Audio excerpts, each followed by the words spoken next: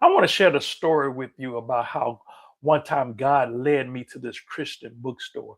And not only did he lead me to this bookstore, but it became part of my testimony. Walk with me. Listen, I'm Billy Miller. Thank you for welcome to my wisdom book learning channel. Listen, I love books. I love everything about books. And I dedicated this whole channel to sharing with you the many books that have impacted my life. I love writing books too. I have 4 books up top you see right there. Actually, I have 5 books because there's one as an ebook that I give away for free. And if you don't have that book, I'd like to give you a copy of it if you like. Well, it's an ebook, it's the PDF file. The book is called "You Can't Quit Now."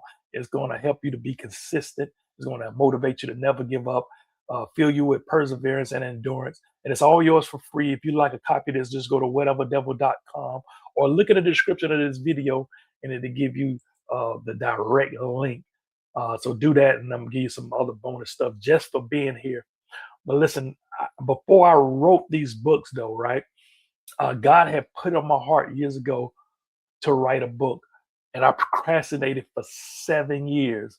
For 7 whole years, I got a whole testimony on that, and so I was trying to make other plans, but my plans began to unravel, unfold, and I went through a period where I was unemployed for a year and a half.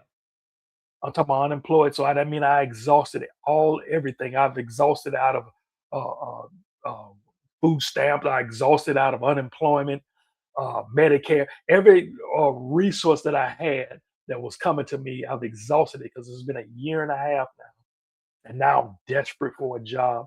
I've been looking for a job, but I was desperate for a job.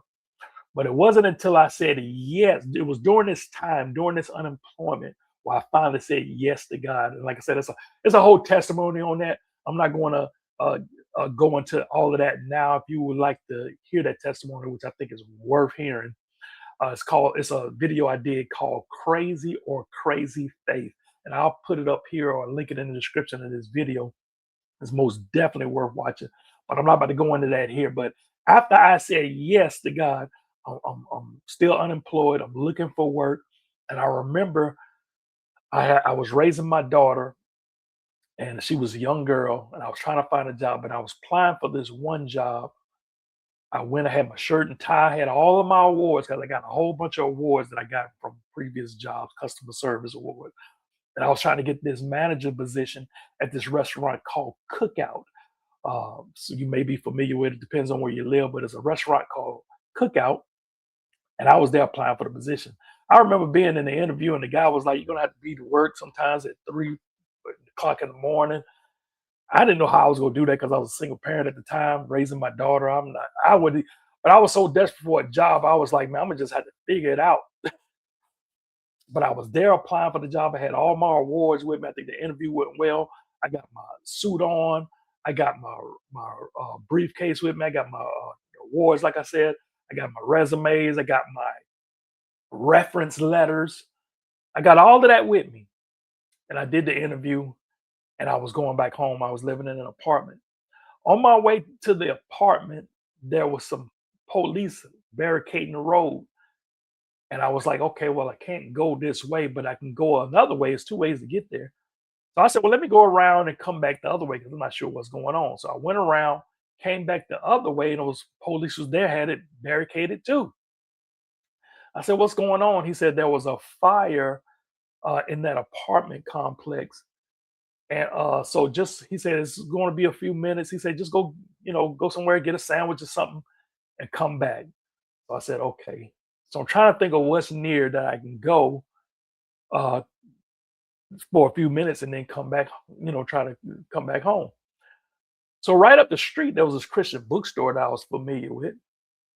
It was called the Salt Shaker Bookstore. I said, well, you know what? I can just go up to the bookstore, because it was a nice environment. You can go in there, sit down, read or whatever. So I said, I'll go there and, just read something, look through some of the Christian books, until uh, a few minutes until they, give me access to get back to the apartment.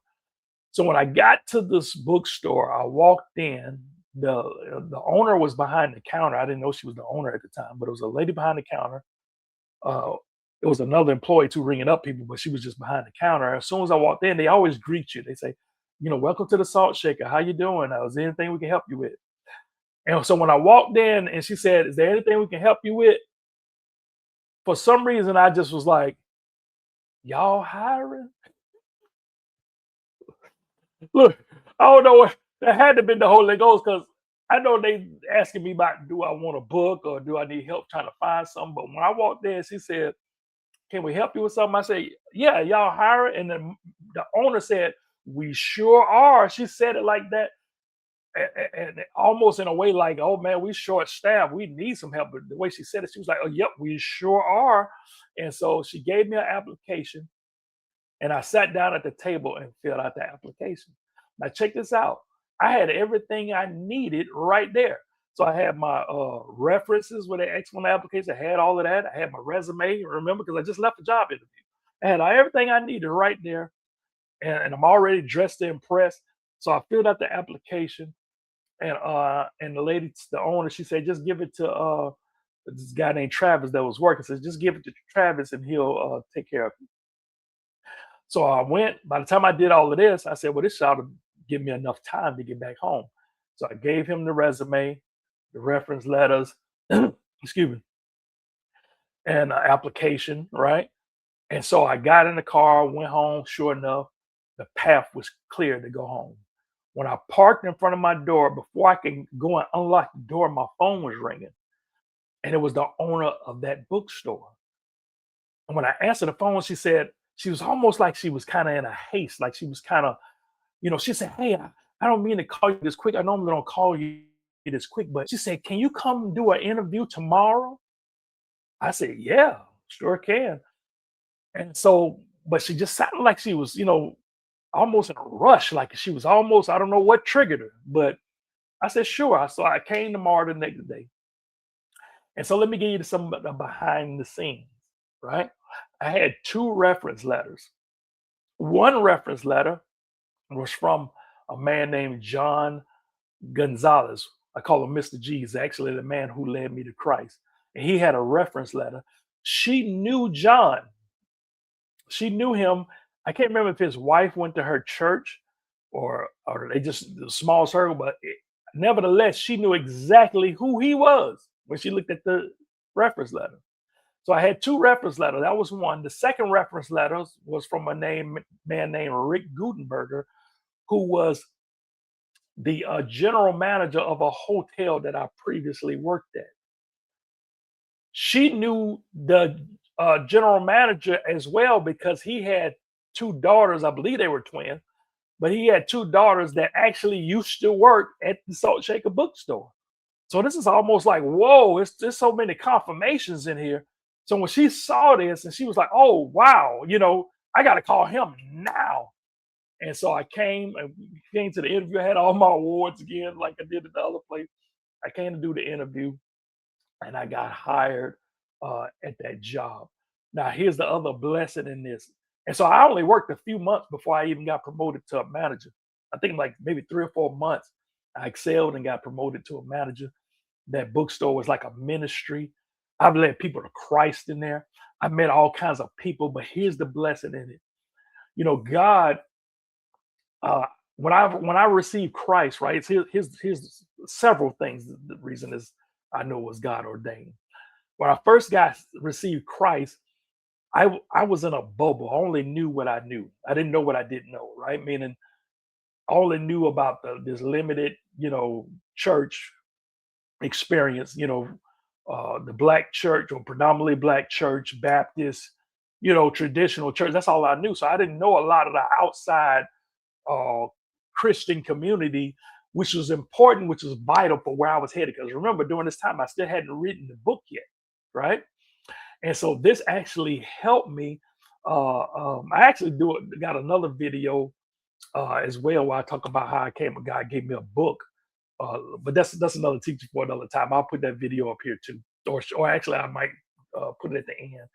But a video where God pretty much exposed me through a book, an author exposing me to more global outreach. So working at this Christian bookstore helped me to have more of a global outreach.